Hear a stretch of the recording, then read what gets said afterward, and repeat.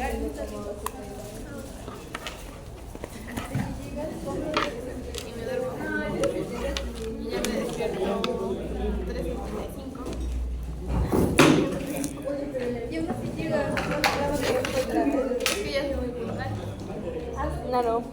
Vive 2 cuadros, bebé.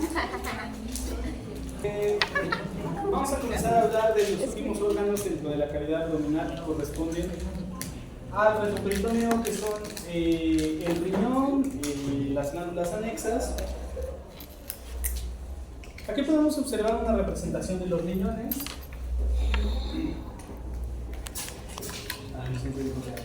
Bueno, aquí podemos observar una representación de los riñones. Para describir la forma anatómica de los riñones, generalmente se hace analogía de estos como si fueran unos judías, habas, porotos, o en nuestro contexto, de frijoles. ¿Sale? Bien.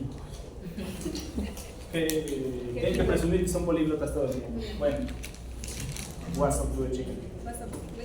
Bueno, se puede reconocer en los riñones una superficie anterior, aquí la podemos observar, y una superficie posterior que no aparece en la imagen.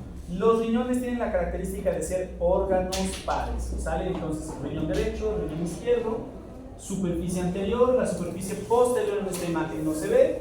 Además de esto, tenemos un extremo conocido como polo inferior, otro extremo conocido como polo superior. Tenemos un gran borde externo, ¿sale? Esto es el borde externo.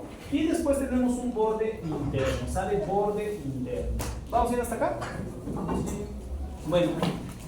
La primera cuestión es, al momento de observar el borde interno del riñón, y si eliminamos a todas las estructuras vasculares y además a la grasa que se encuentra en ese sitio, observaríamos que el riñón en su borde interno tiene la siguiente apariencia, ¿sale? En realidad no es un borde tal cual solemos concebir la palabra borde, sino que en realidad hacia la parte media tiene un espacio. Este espacio anatómico es conocido como seno renal, ¿sale? Entonces, un espacio que se conoce como seno renal, que en realidad es su borde interno, además de un borde externo. ¿Vamos bien hasta aquí? ¿Sí?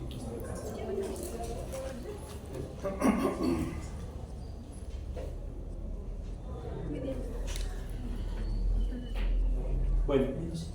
Anatómicamente el riñón se encuentra dentro de una estructura fibrosa. Hay que mencionar que esta estructura fibrosa no es perfectamente adyacente al riñón, sino que guarda cierta distancia con respecto a este. Entonces, aquí representado con color azul, podemos observar la parte posterior de esa hoja que envuelve al riñón, y también con color azul podemos observar a la parte anterior de esta hoja que envuelve al riñón. ¿Sale? Las dos hojas se conocen como celda renal, ¿sale? Celda renal. Se reconoce una hoja anterior de esta celda renal y una hoja posterior de la celda renal, ¿sale? La hoja anterior también es conocida como fascia de Zuckerkamp y la hoja posterior también es conocida como fascia de Gerota. Gerota se escribe con G, luego E, y ya después cómo suena, ¿sale? Gerota. La primera, Zuckerkamp. Con Z. Zuckerkamp.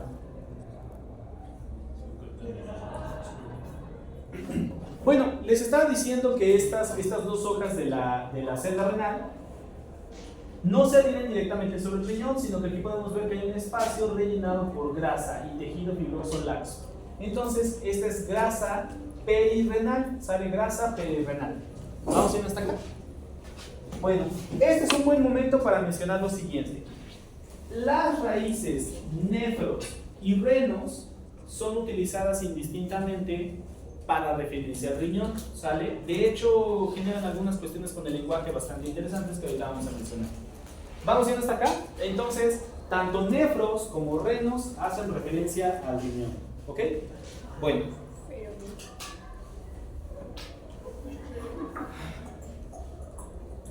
Uno de los ejemplos de situaciones donde esa ambigüedad puede generar incluso palabras que aparentemente son diferentes y en realidad son exactamente lo mismo, tiene que ver con este par de glándulas que se relacionan con el polo superior de los riñones, ¿ok? Estas glándulas comúnmente en nuestro contexto son conocidas como glándulas suprarrenales. En este caso la palabra supra significa arriba y la palabra renos pues hace referencia a nuestro órgano riñón. Vamos yendo hasta acá, pero aquí viene la cuestión interesante. En vez de suprarrenales les pueden decir supranéfricas y es completamente válido, ¿sale? Ahora, aparte del término supra, díganme otro prefijo que haga referencia a estar arriba. Epi. Epi. Por lo tanto, las glándulas suprarrenales también se pueden llamar glándulas epinéfricas, ¿sale? Ajá, ¿y esto qué? Bueno, en el entendido de que las glándulas no son exactamente suprarrenales, sino que están junto al riñón más que arriba del riñón, también hay algunos autores que les llaman glándulas haciendo referencia a que están junto, glándulas adrenales, ¿sale? Y entonces seguramente en sus clases de bioquímica han escuchado hablar de un neurotransmisor conocido como adrenalina. Y la adrenalina, que es extraída de la médula de las glándulas adrenales, adrenalina, ¿sale? Es exactamente el mismo compuesto que la epinefrina, porque vienen exactamente de las mismas glándulas, sencillamente fueron dos sistemas diferentes para ponerle nombre. ¿Vamos bien hasta acá? Adrenalina y epinefrina son exactamente el mismo compuesto. O sea, y saben que son, pero no sé por qué. No sé por qué era el mismo compuesto.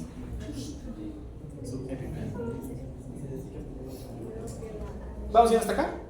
¿Sí? ¿Sí, señor?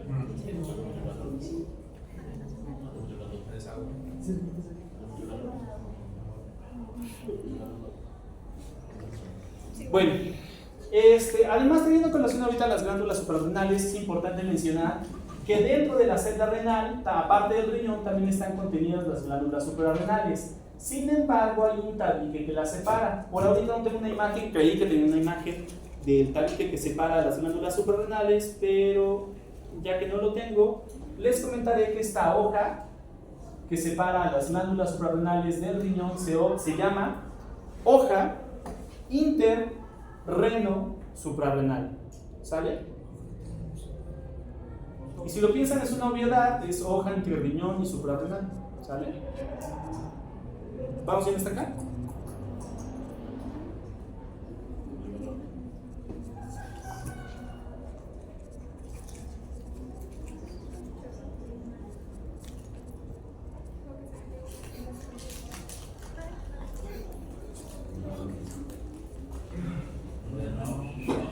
Sobre la configuración interna del riñón, pueden observar que hay dos principales coloraciones en el riñón. Vamos a considerar nada más estas zonas como riñón. Esto de aquí ahorita no lo consideren riñón, ¿sale?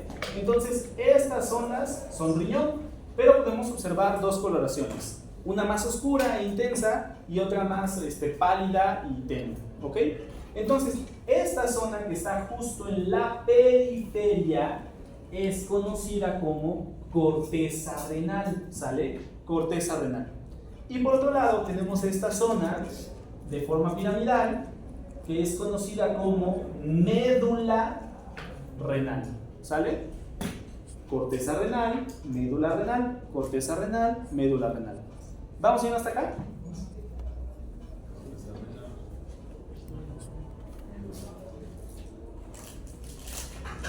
Bueno, también al momento de observar el corte, aunque con un poquito de dificultad, podemos ver que hay una cápsula fibrosa contorneando al riñón, ¿sale? De manera parecida a como lo era la cápsula de Gleason en el hígado o la cápsula fibrosa del vaso.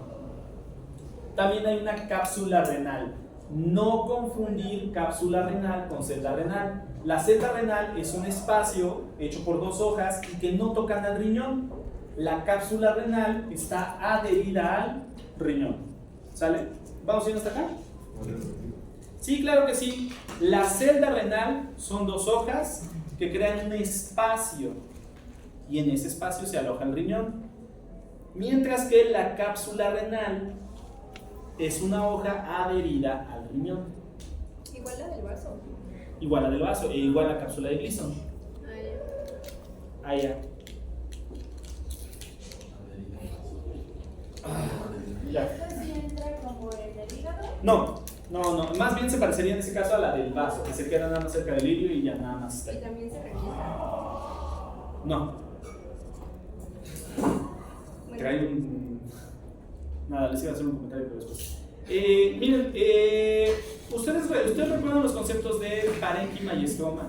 ¿O les comentaron alguna vez parénquima y estroma? ¿Qué definición tienen por parénquima y qué definición tienen por estroma? Parénquima que es propio de órgano y tiene una función especial. Exactamente, generalmente la parte funcional o funcionalmente especializada en un órgano suele ser el parénquima y el estroma generalmente es tejido de sostén, ¿ok? Entonces, en el riñón se puede distinguir entre la médula y la corteza atribuyéndoles la naturaleza de ser parénquima o estroma. Por lo tanto, el parénquima renal, es decir, la parte que ejecuta la función especializada del riñón, el parénquima renal es la corteza renal.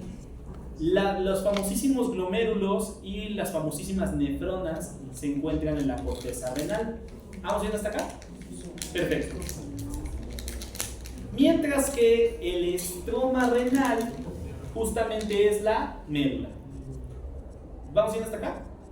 Dígame cómo. Una pregunta un poco absurda. Si digo que nefro y reno eran parecidos, las nefronas se pueden llamar Renonas, ¿sí? Sí. Sí, la cuestión es que aquí la mayoría de en el idioma inglés se prefiere el término nefros. Entonces, la gran mayoría de la ciencia ya describe al riñón con la palabra nefros o nefrítico, etc. Entonces, por eso da preferencia a eso. Pero por cuestiones históricas, bueno, al inicio, cuando apenas empezaba, se le llamó a las glándulas suprarrenales y por eso a esas sí se les quedó el nombre, etc. ¿Y por qué dirían que es entonces kidneys, los riñones, no nefros? Casi todas las enfermedades y ¿cómo se llama? Las estructuras anatómicas relacionadas con el riñón tienen la palabra nefros. En inglés, casi ninguna usa reno. Es a lo que me refiero. En inglés, entre nefros y reno se le da preferencia a nefros. ¿Sale? Les estaba diciendo parénquima y estroma. El parénquima es la corteza renal y el estroma es la médula renal. ¿Vamos bien hasta acá? Bueno, miren, quiero que conciban, no se preocupen con tanta comezón. Quiero que conciban a la médula renal como si fuera una cordillera, ¿sale? Repito, quiero que conciban a la médula renal como si fuera una cordillera. Entonces, finalmente, una cordillera está hecha ¿de qué? De una secuencia de montañas, ¿ok? Entonces, la médula renal es esta montaña, con esta montaña, con esta montaña, con esta montaña, con esta montaña. Todo ese conjunto de montañas es la médula renal. Pero individualmente cada una de esas montañas, ¿cómo se llaman? Se llaman pirámides renales, ¿sale? La verdad es que yo les hubiera dicho montañas renales, pero les dijeron pirámides renales, ¿sale? ¿Sale? Entonces, pirámides renales. Entonces, el conjunto de todas estas es médula renal, individualmente se llaman pirámides renales, ¿sale?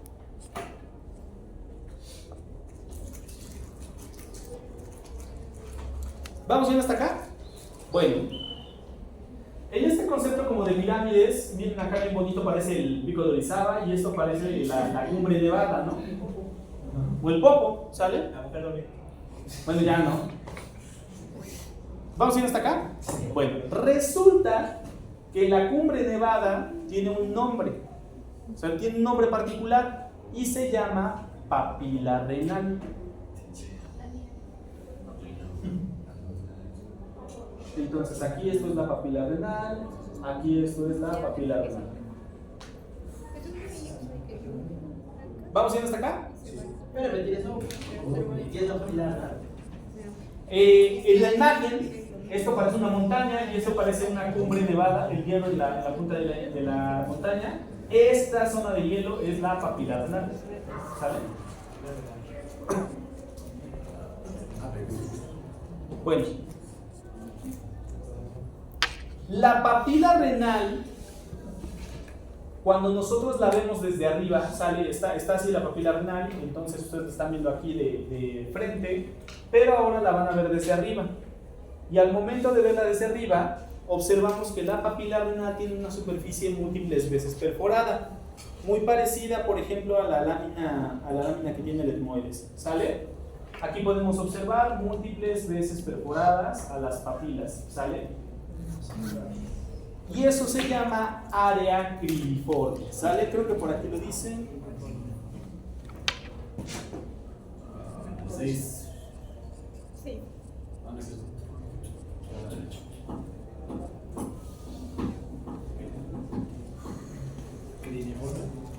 Cribiforme, ¿sale? Cribiforme, ¿sale? Entonces fíjense, la médula es un conjunto del cual uno de los elementos son las pirámides renales, de los cuales una parte son las papilas renales, de los cuales la superficie que está hasta arriba son las áreas cribiformes, ¿sale? Pero es parte de la parte del riñón. ¿Vamos yendo hasta acá? Bueno, les decía que la corteza renal es el parénquima y que el estroma son la médula renal fundamentalmente. Entonces, la médula renal básicamente se encarga solamente de colectar la orina y llevarla a la siguiente porción, ¿sale? Pero básicamente eso hace. A través de estas tarjeas o regaderas, como lo quieran ver, está goteando continuamente orina. ¿Vamos bien hasta aquí? Ahora, por otro lado, es importante que terminemos con la corteza renal. La corteza renal podemos observar que tiene aquí unas expansiones entre las pirámides. Y aquí hay otra expansión de la corteza renal entre las pirámides. Y aquí hay otra expansión de la corteza renal entre las pirámides. Y aquí hay otra expansión de la corteza renal entre las pirámides. ¿Sale? Estas expansiones de la corteza renal que quedan entre las pirámides se llaman columnas renales. ¿Sale? Columnas renales.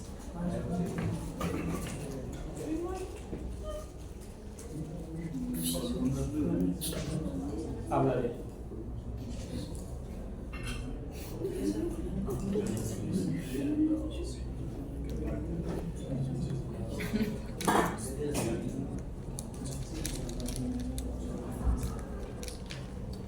Bueno, ¿vamos bien hasta acá? Sí, no, tal vez, a lo mejor, ¿sabe qué podría hacer? Va. Ni una más.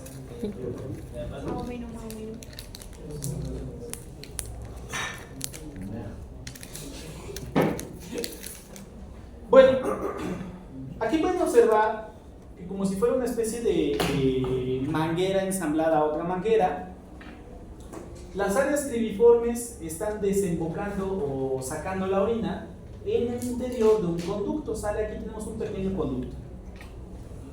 Pero como los anatomistas a ese pequeño conducto, más que forma de conducto, le dieron forma de copa, entonces les llamaron cálices, ¿sale? Cálices menores. Ahí está la palabra, aquí está la palabra. En español es sin Y, ¿sale? Cálices, estos de acá, son cálices menores.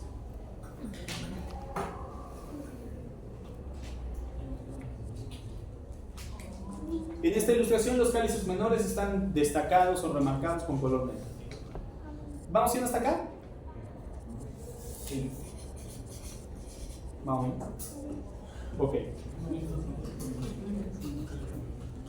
Por otro lado, cuando convergen los cálices menores, convergen en estructuras más grandes, conocidas simplemente como cálices mayores, ¿sale? Ahora, el número de cálices menores es variable. Se estima que puede haber entre 12 y 27 cálices menores en un riñón humano. Sin embargo, el número de cálices mayores es muy constante. Siempre suele haber 3 cálices mayores, ¿sale? ¿Cuántos cálices mayores son? Aproximadamente entre 12 a 27. Lo más normal, 12. 12 cálices menores. Por cada riñón, sí, por cada riñón. ¿Vamos bien hasta acá? Y tengo una pregunta, ¿la cantidad de cálices menores también va de acuerdo a la cantidad de pirámides? Exactamente, y si hay 27 pirámides, hay 27 cálices. Si hay 12 pirámides, hay 12 cálices menores. Bueno, les decía, la cantidad de cálices menores es variable, pero la cantidad de cálices mayores es constante. Siempre hay 3 cálices mayores, en ausencia de enfermedad, claro está.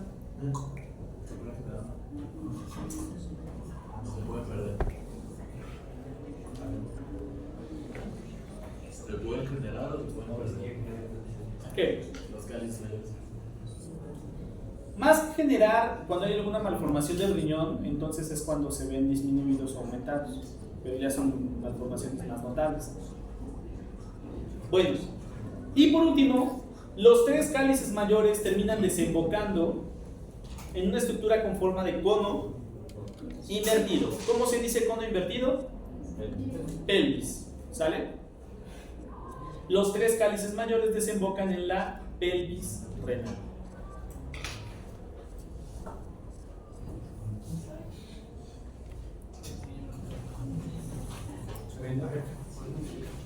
Me siento cansado. Ya la dejamos. Miren, oficialmente el riñón o dentro del grupo de estructuras renales se acabó en el área cribriforme, ¿sale? O sea, el área cribriforme era lo último correspondiente al riñón. Después de esto empieza el sistema colector o sistema urinario, ¿ok? Pero algunos autores consideran cálices menores, cálices mayores y pelvis renal parte del riñón, ¿sale? Vamos bien hasta acá. Entre ellos, nuestro autor de referencia, que es Latarjet, considera que cálices menores, mayores y pelvis renal son parte del riñón. Sin embargo, el que inamoviblemente nunca jamás es parte del riñón es la siguiente estructura del sistema colector o urinario, que es el uréter. Esto que está resaltado en color verde es el uréter. ¿Vamos bien hasta acá? Bueno, pues muy bonitos los dibujos, pero vamos a verlo en la imagen, que no se ve. Santo Cristóforo, espérense.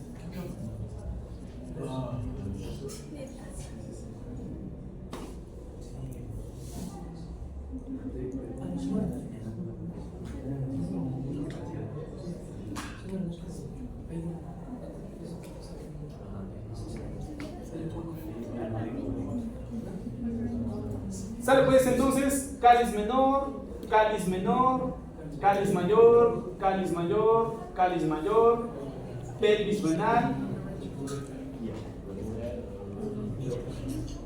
uréter. ¿Sale?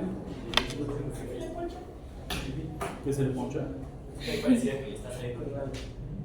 Es grasa, ¿no? No, miren, recuerden que les comentaba que el riñón tiene un espacio que se conoce como seno renal y que el seno renal tiene vasos sanguíneos, además de eso tiene al sistema colector, que es cálices menores, cálices mayores y pelvis renal. ¿Y cómo queda relleno el resto del espacio? Con grasa, por aquí lo debe decir, de hecho, grasa en el seno renal, ¿sale? Entonces grasa. Como una especie de soporte. Pues sí, Para el espacio. Para que no me flotar mi colapso.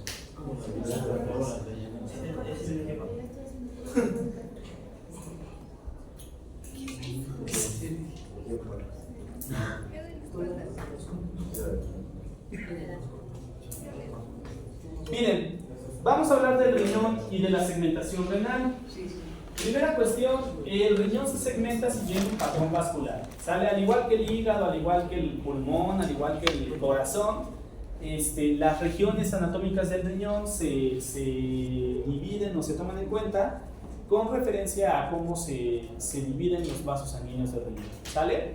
Ahora, la siguiente cuestión. Incluso ahorita mismo la imagen aparentemente contradecirá lo que les voy a decir a continuación, pero me ha parecido la mejor forma de memorizar o de aprender la irrigación del riñón. Ya a partir de aquí se lo aprenden como ustedes gusten. Miren, una arteria renal emite arterias para el riñón y arterias para órganos adyacentes. ¿Cuáles son los órganos adyacentes al riñón? Los que están arriba y los que están abajo del riñón. Arriba del riñón, ¿qué hay? Las suprarrenales. Abajo del riñón, ¿qué hay? Uréter. ¿Sale? ¿Qué arterias concretamente envía la arteria renal como ramas que lleguen a la suprarrenal? Envía a la arteria suprarrenal inferior. ¿Sale? ¿Vamos bien hasta acá? Por otro lado, ¿qué arterias envía la arteria renal o qué ramas envía la arteria renal para irrigar al uréter? A las arterias hieloureterales. Aquí la palabra pielo hace referencia a la pelvis renal. ¿Sale? Por ejemplo, la palabra pielonefritis hace referencia a una inflamación del riñón y el sistema colector que está adentro del riñón. El cólico pielo-ureteral hace referencia a una piedra en la pelvis renal y a lo mejor por alguna porción del uréter. ¿Sale? ¿Vamos bien hasta acá? ¿Sale? Ya, esas son las que mandó fuera del riñón. Pero lo que nos interesa es el riñón. Entonces, ¿cómo es el patrón de la arteria renal al llegar al riñón? Miren, la primera cuestión es la arteria renal se bifurca generando una arteria que va por delante de la pelvis renal y esta arteria se llama prepiélica y genera una arteria que se va por detrás de la pelvis renal que se llama retropiélica. ¿Sale? ¿Vamos bien hasta acá? Bueno, la arteria prepiélica se divide en 4 segmentarias. La pre, ¿sale? 4 segmentarias. Y la retropiélica se divide en una nada más, ¿sale? Una segmentaria.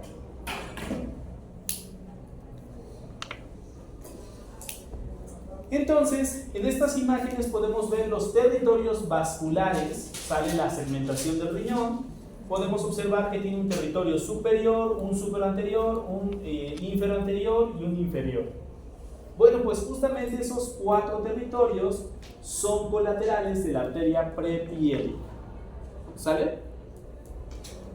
Por otro lado, les decía, la arteria retropiélica solamente da una rama terminal, que es la segmentaria posterior. Pues la neta es que al final es la misma gata pero revolcada, o sea, la retropiélica sencillamente cambió de nombre y se llamó segmentaria posterior. ¿Sale? ¿Vamos bien hasta acá? ¿Sí? Bueno.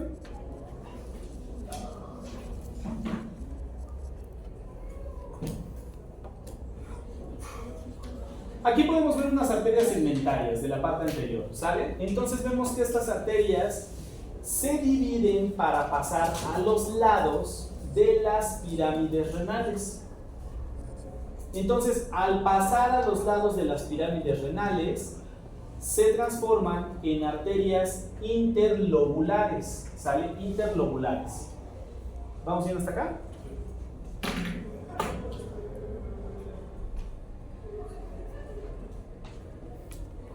Interlobulares.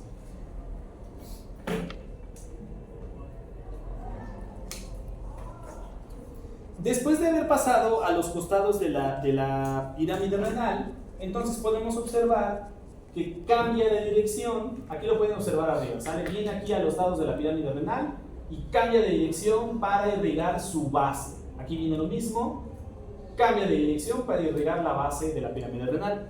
Ese momento en el que cambia de dirección pasa a denominarse arteria arcuata, ¿sale? Entonces, arteria arcuata. Y por último,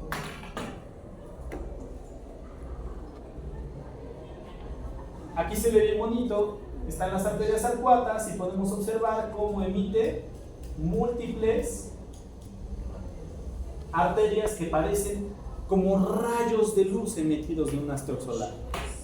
Entonces, como parecen rayos de luz, se les dice arterias radiadas. ¿Sale? ¿Vamos bien hasta aquí? Bueno, como les decía, esta es la forma en la que me pareció más lógico y más fácil aprenderme a las colaterales de la arteria renal o a las ramas de la arteria renal.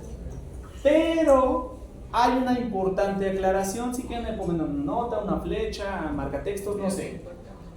Entre estas entre esta y estas sale la arteria renal y la prepiélica. Y después, para pasar a las segmentarias, puede haber una gran variabilidad. ¿A qué me refiero con esto? Yo les dije que se forma una prepiélica y esta se tetrafurca. ¿Vamos bien hasta acá? Pero a veces ni siquiera se forma la prepiélica. Por ejemplo, aquí vemos, no se formó la prepiélica, sino que se formó este tronco anterior, que se bifurca y aparte se formó a la segmentaria superior, a la segmentaria inferior. ¿Sale? Y aquí las segmentarias anteriores, la anterior superior y la anterior inferior. ¿Ok? Es decir, esta zona es de gran variabilidad específicamente alrededor de la prepiélica. Hay otras ocasiones donde se forma la prepiélica y la prepiélica en vez de tetrafurcarse se bifurca y después más adelante cada una de las bifurcaciones se bifurca. ¿Sale?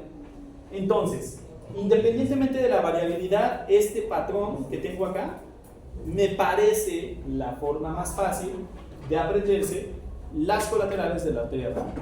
¿Vamos bien hasta acá? ¿Sí? Bueno, y en abdomen lo vamos a dejar hasta acá. ¿Dudas, preguntas, aclaraciones, quejas? ¿Sí? Yo, una pregunta. ¿Cómo es lo que se llama?